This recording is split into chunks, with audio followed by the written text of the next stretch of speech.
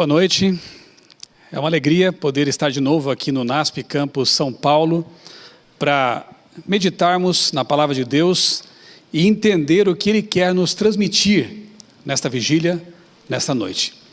Nas últimas vigílias que tivemos aqui nesse mesmo campus, estudamos aqui temas escatológicos, temas relacionados com o fim da história da humanidade, temas que mostram a proximidade da volta de Jesus.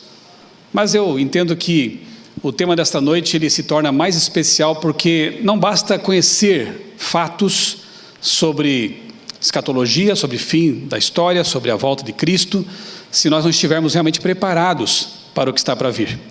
Então a nossa maior necessidade, na verdade é o título original em inglês desse livro aqui, A Revolução do Espírito. A nossa maior necessidade como igreja, como indivíduos também, é a presença do Espírito Santo, é nascer de novo. Não adianta nós conhecermos tanta coisa sem esse novo nascimento. Na verdade, se pensarmos bem, Satanás sabe muito mais de escatologia do que nós. Na verdade, ele tem milhares de anos de vantagem, de conhecimento, e se nós não tivermos realmente essa experiência do novo nascimento, de nascer do alto, de nascer do Espírito, esse conhecimento acabará perdido.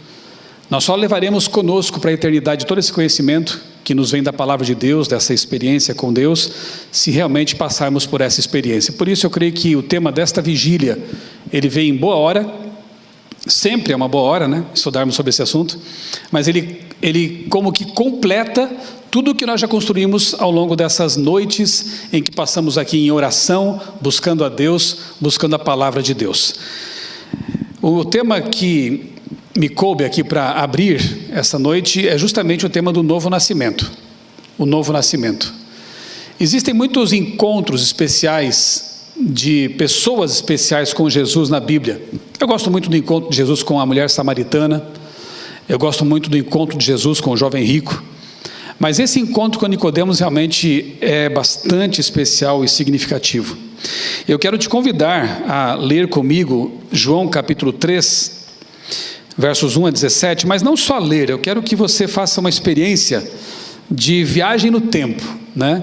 Vamos usar aqui o nosso imaginomóvel nesse momento, e eu gostaria que você se transportasse para o primeiro século, você, quem sabe, se visse aqui nas roupas, nos sapatos de Nicodemos, uma pessoa que tinha uma alta posição na sociedade daquele tempo, era também um mestre, um rabi, membro do Sinédrio, e que, portanto, não queria ser visto em entrevista, conversando com um rabi itinerante como Jesus.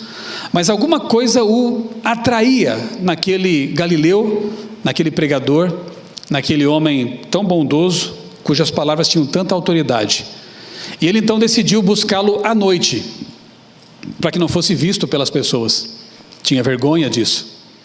E o interessante é que Jesus também estava lá esperando por ele. Jesus era pregador de multidões, mas também se preocupava com auditórios de uma só pessoa, como nós bem sabemos. E dedicava a atenção, dedicava as suas maiores energias, tanto para os grandes auditórios, quanto também para esses auditórios compostos por apenas uma pessoa. E mesmo que a pessoa fosse até Cristo com vergonha de ser visto pelos outros, ele não jogava isso no rosto dela, ele a recebia. E foi o caso aqui de Nicodemos. Eu acho lindo o fato de que Jesus já estava aguardando pelo mestre Nicodemos. Ele estava lá para encontrá-lo. Então, vamos ler aqui esses versos, com a nossa imaginação voltando no tempo, e meditar depois aqui em algumas coisas relacionadas com esse que é um dos mais lindos encontros de Cristo com alguém aqui na terra. Havia entre os fariseus um homem chamado Nicodemos, um dos principais dos judeus. Este, de noite, foi ter com Jesus e lhe disse: Rabi, sabemos que és mestre vindo da parte de Deus, porque ninguém pode fazer estes sinais que tu fazes, se Deus não estiver com ele. A isto respondeu Jesus: em verdade te digo, se alguém não nascer de novo, não pode ver o reino de Deus. A gente sabe que aqui no grego a expressão ela tem que ver com nascer do alto, né? Nascer de Deus. Você percebe que Nicodemos tentou aqui bajular Jesus, tentou, quem sabe, iniciar uma conversa teológica, alguma coisa nesse sentido, e Jesus não dá a menor importância para essa saudação inicial e já começa tocando no ponto fundamental. Jesus não perde tempo. Ele vai justamente naquilo que Nicodemos mais precisava. Não era conhecimento, não era reconhecimento, era nascer do alto, nascer de novo. E perguntou Nicodemos, desarmado, certamente: como pode um homem nascer sendo velho? Pode porventura voltar ao ventre materno e nascer segunda vez? Respondeu Jesus: em verdade te digo, quem não nascer da água e do Espírito não pode entrar no reino de Deus. O que é nascido da carne é carne, o que é nascido do Espírito é Espírito. Não te admires de eu te dizer: importa-vos nascer de novo. O vento sopra onde quer, ouves a sua voz, mas não sabes de onde vem nem para onde vai. Assim é todo o que é nascido do Espírito. Então lhe perguntou Nicodemos: como pode suceder isto? Acudiu Jesus: tu és mestre em Israel e não sabes, não compreendes essas coisas? Em verdade te digo, que nós dizemos o que sabemos e testificamos, o que temos visto, contudo, não aceitais o nosso testemunho. Se, tratando de coisas terrenas, não me credes, como crereis se vos falar das celestiais? Ora, ninguém subiu ao céu, senão aquele que de lá desceu, a saber, o Filho do homem que está no céu. E do modo como, porque Moisés levantou a serpente no deserto, assim importa que o Filho do homem seja levantado, para que todo o que nele crê não pereça, mas tenha a vida eterna. E agora, aquele que é tido como o verso de ouro do Novo Testamento, talvez o mais conhecido por toda a cristandade, sim, foi dito para Nicodemos naquele encontro à noite, ali em secreto. Jesus disse: Deus amou o mundo de tal maneira que deu seu Filho unigênito, para que todo aquele que nele crê não pereça, mas tenha a vida eterna. Porquanto Deus enviou o seu Filho ao mundo, não para que julgasse o mundo, mas para que o mundo fosse salvo por ele. Tremendo, não é verdade? Um encontro, eu até tenho uma foto aqui, uma representação, gostaria que você imaginasse ao contemplar na tela aqui. Tenta imaginar essa cena.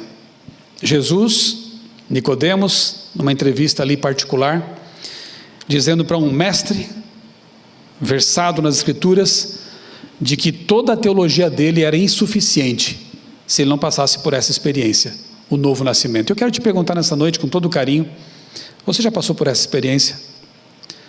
Nós teremos aqui algumas horas para refletir sobre a importância de receber realmente esse nascimento do alto, esse batismo com o Espírito Santo.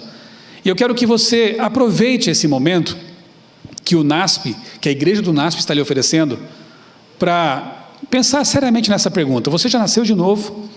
Você já nasceu do alto, do Espírito? Você já foi batizado com o Espírito Santo? Você passou pela experiência da conversão? Essa é a pergunta. Se não, que tal pedir que Deus opere essa mudança em sua vida nessa noite? Nós vemos aqui na história que Nicodemos saiu dali, claro que com um monte de ideias na cabeça, pensando em muitas coisas. Ele tinha muito que perder se abraçasse Cristo e ali se tornasse um discípulo naquele momento. Foram meses e meses de luta espiritual, mas quando ele viu Jesus crucificado, as palavras daquela entrevista vieram à mente. Assim como Moisés levantou a serpente no deserto, e aquela serpente era um símbolo de cura, tipologicamente falando, representava Jesus, que assume o pecado, leva sobre si nossas culpas e nos cura também do pecado. Aquela serpente de bronze simbolizava isso. E quando Nicodemos contempla Jesus na cruz, de braços abertos, salvando a humanidade, proferindo palavras de perdão, naquele momento ele se rende totalmente. E de alguém que tinha receio de encontrar Jesus, e por isso o buscou de noite, se expôs. Foi lá juntamente com José de Arimateia pedir o corpo para as autoridades, o corpo de Cristo.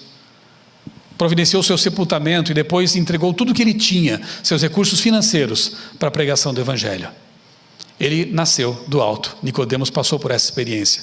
E eu espero que você também tenha essa oportunidade essa noite de pedir que Deus faça com que esse milagre aconteça também na sua vida. Se Deus pode alcançar Maria Madalena, pode alcançar a mulher samaritana, pode alcançar Pedro, João e os demais apóstolos, pode alcançar Paulo, um outro líder destacado naquele momento, naquele cenário, ele pode alcançar você também. Não importa quem você seja, não importa quem sejamos, o Espírito Santo pode nos mudar, nos transformar. Eu quero compartilhar com vocês alguns textos que eu estava lendo essa semana, relendo, no livro O Libertador, que é o livro Desejado às Nações em linguagem atualizada. Página 93, Ellen White escreveu o seguinte: você não precisa ter a sua curiosidade satisfeita. O que você precisa é de um novo coração, uma nova mente. Então, na verdade, ela está transcrevendo palavras que Jesus disse para Nicodemos. Você precisa, Nicodemos, receber uma nova vida, vinda do alto, antes de poder apreciar as coisas celestiais.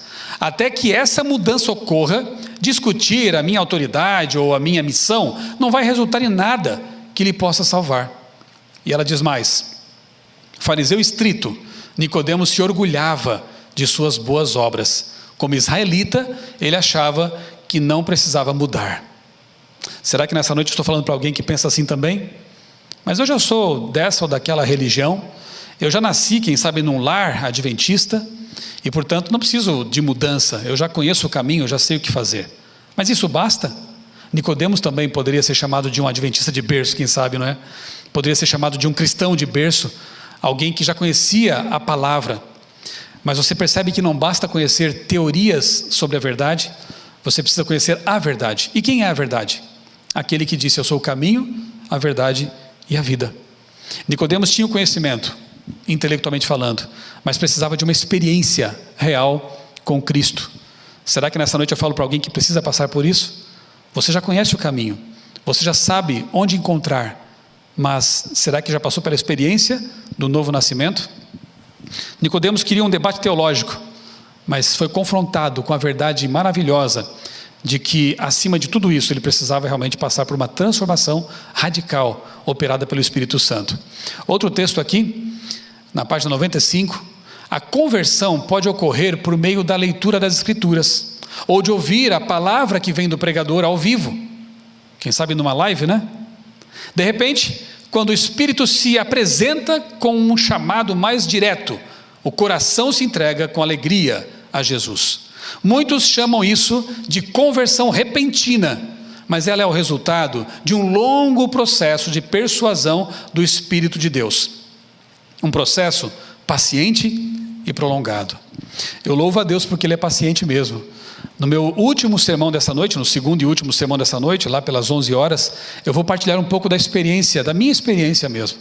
Como foi que Deus me alcançou lá com meus 18, 19 anos e me fez passar por essa experiência radical e maravilhosa.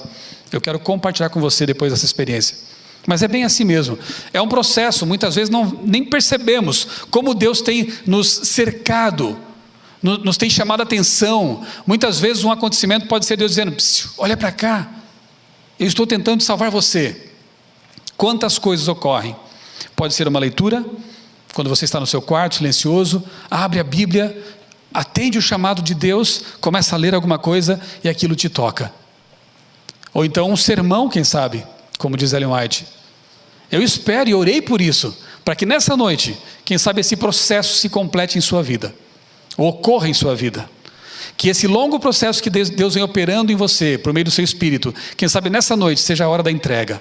Você terá essa oportunidade, aproveite, agarre-a com todas as suas forças, tá bem? O Espírito de Deus transforma a vida. Pensamentos pecaminosos são afastados e as ações más são renunciadas. O amor, a humildade e a paz substituem a raiva, a inveja e as discussões. A alegria substitui a tristeza. Veja que mudança Deus opera em nós. Não é uma coisa teórica, a natureza, o velho homem, a velha mulher são transformados e se tornam nova criatura. É algo maravilhoso e muitas vezes inexplicável. Assim como o vento, que não vemos, mas tem seus efeitos perceptíveis, percebidos. Assim também é a atuação do Espírito Santo. O Espírito Santo, ele desenvolve em nós um fruto, que lá em Gálatas é chamado de fruto do Espírito. E esse fruto tem vários gomos, entre os quais amor, paciência, bondade, domínio próprio.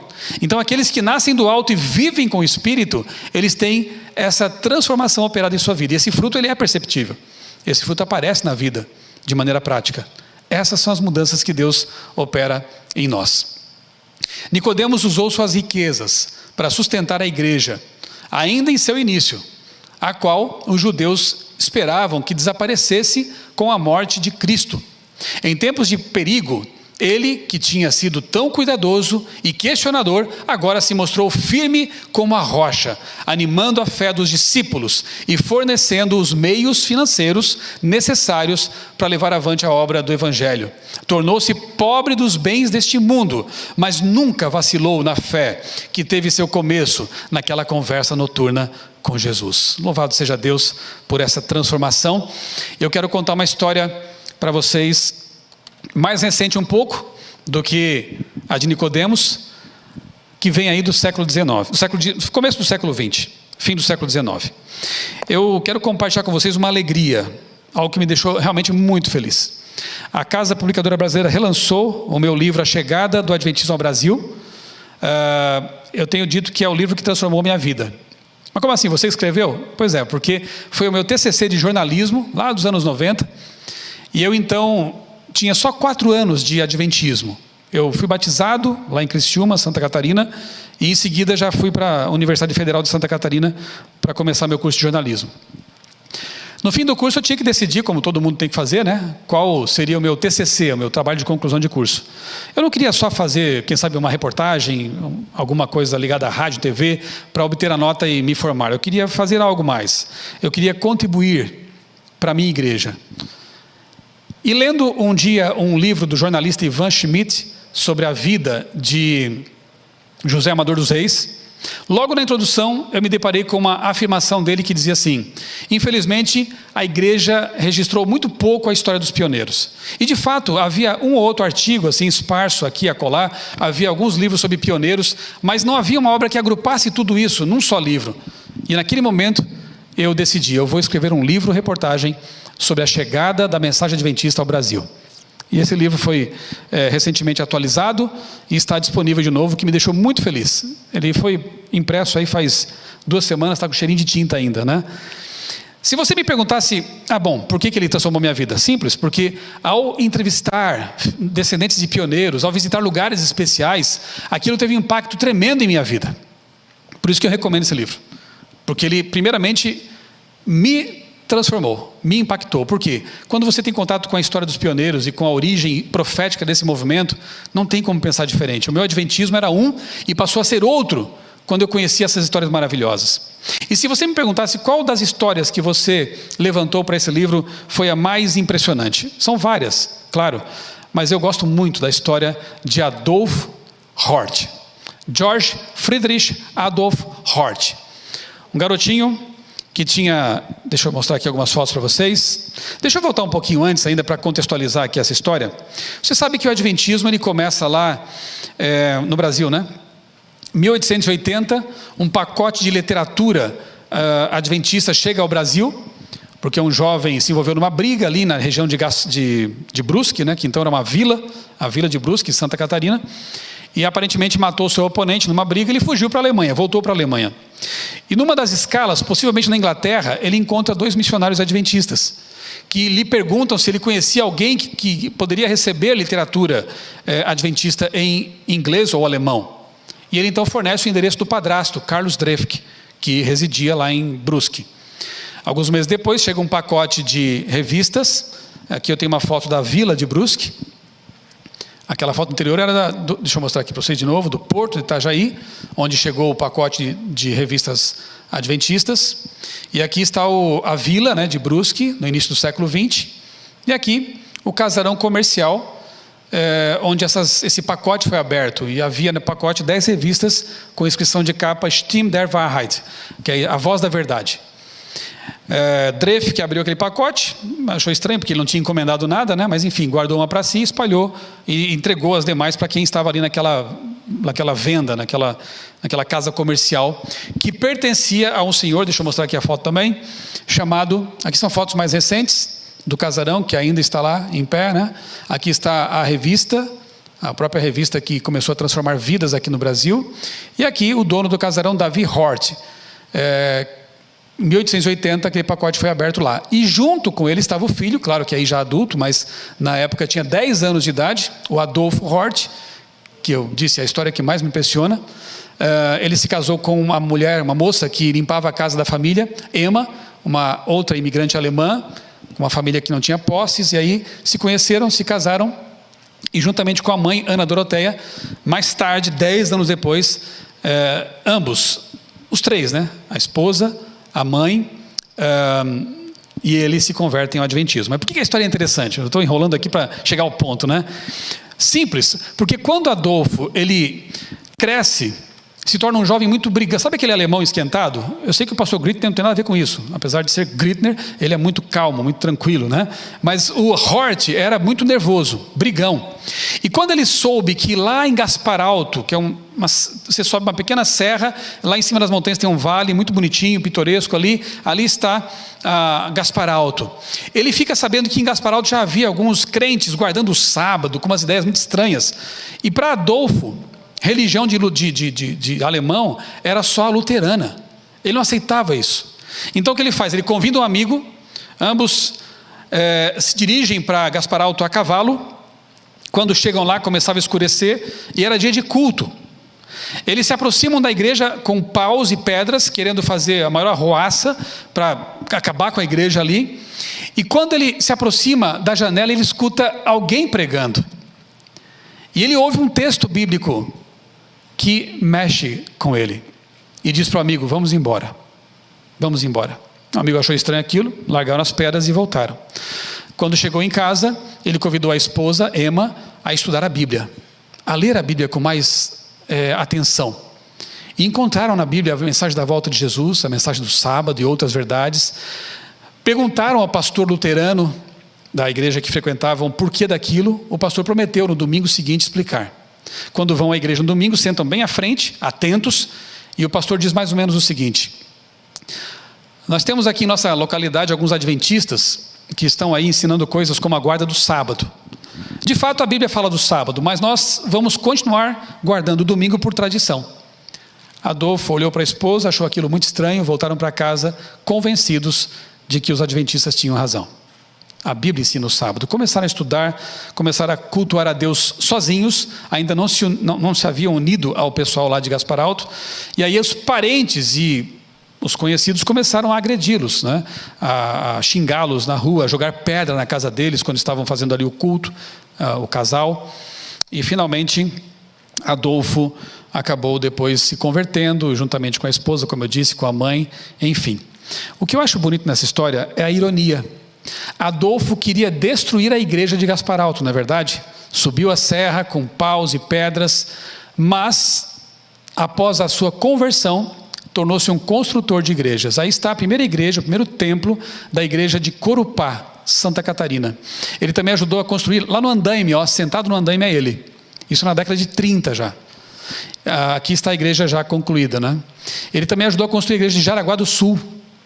E aí, essa riqueza, né, da história dele que para mim impressiona. Alguém que queria, como Paulo, destruir o cristianismo, destruir o adventismo, destruir uma igreja, tornou-se depois um homem manso, tanto que ele foi conhecido depois como alguém que havia estudado métodos de cura, né, naturais. Ele atendia a comunidade, recebia as pessoas, era muito querido ali. Eu conversei com a neta dele, ainda viva na época, me contou cada história bonita. Tudo o que Adolfo vivia, falava, ele conseguia envolver a palavra de Deus, a Bíblia. Ela me contou uma história de uma ocasião em que ele estava ali reformando o telhado da casa.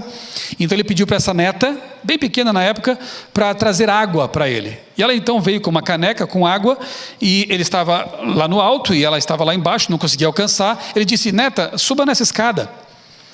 Ela ficou preocupada, com medo, né? Não, mas vovô, é muito alto. O pai estava próximo ali, ajudou, ela subiu, entregou a caneca e ele disse assim: netinha, a vida com Deus, a vida espiritual é assim também. A gente vai subindo de degrau em degrau, até o dia que nós vamos passar daqui para a casa de Jesus. Olha que coisa rica, bonita. Ele às vezes escondia a bonequinha, brinquedinhos da neta pela casa e fazia uma brincadeira de encontrar, né, o brinquedo. E quando ela encontrava, ele fazia uma festa com ela e dizia: querida netinha, as verdades da Bíblia são assim também. A gente busca e quando encontra é uma festa, é uma alegria. E ela me disse que em tudo ele colocava a palavra de Deus. Tornou-se um construtor de igrejas, um homem que queria destruir igrejas. Eu te pergunto, o que faz com que uma pessoa como ele era, brigão, esquentado, tornar-se uma pessoa mansa, bondosa e um líder da igreja iniciante aqui no Brasil? Nascer do alto, nascer do Espírito, permitir que o Espírito Santo toque o coração, a mente e transforme a vida. Se Deus fez isso por Nicodemos, se Deus fez isso por Moisés, se Deus fez isso por Maria Madalena, se Deus fez isso por Adolfo Hort e tantos outros pioneiros, se Deus fez isso na minha vida, na vida de outros que estão aqui, não pode fazer na sua também? Eu tenho certeza que pode. Não só pode, como vai. Ele vai mudar a sua vida, ele vai transformar você numa pessoa diferente, alguém que realmente tem certeza da salvação. Eu quero concluir lendo com vocês 2 textos, um do Novo e um do Antigo Testamento. Segundo Crônicas 7,14 diz: e se o meu povo que se chama pelo meu nome se humilhar e orar e buscar a minha face e se converter dos seus maus caminhos, então, olha a condição aqui, eu ouvirei dos céus, perdoarei seus pecados e sararei a sua terra, a sua vida. Veja que Deus coloca ali uma condicional, né? Se você fizer isso, ou seja, orar, buscar, se converter dos seus maus caminhos, eu vou ouvir a sua oração, eu vou perdoar os seus pecados, eu vou sarar você, eu vou transformar você. E no Novo Testamento encontramos ali em Atos 3,19 o seguinte: arrependei-vos, pois, e convertei-vos, para que sejam apagados os vossos pecados, e venham assim os tempos de refrigério. Na Nova Versão Internacional está descanso, o tempo do descanso, da paz, pela presença do Senhor. Pedro tinha pregado um sermão poderosíssimo naquele dia, e no fim eles queriam saber: ok, nós entendemos, mas o que fazemos? Arrependam-se, peçam perdão de seus pecados, da sua mornidão, da sua indiferença, e vocês serão perdoados, e Deus vai lhes dar descanso. Finalmente você vai encontrar paz, você vai se sentir plenamente feliz, porque a paz também é um gomo do fruto do Espírito. Você aceita esse oferecimento de Deus? Se o meu povo, que se chama pelo meu nome, se humilhar, orar, buscar a minha face e se arrepender, eu vou curá-lo, eu vou restaurá-lo, eu vou dar esse milagre de que tanto precisamos, o novo nascimento. Você quer nascer do alto? Quer nascer do Espírito? Quer ser batizado com o poder do Espírito Santo? Deus está ansioso, se eu posso dizer assim, para lhe conceder isso. Apenas peça. Aproveite, repito, esta noite, esta vigília, para ter essa experiência especial com Deus.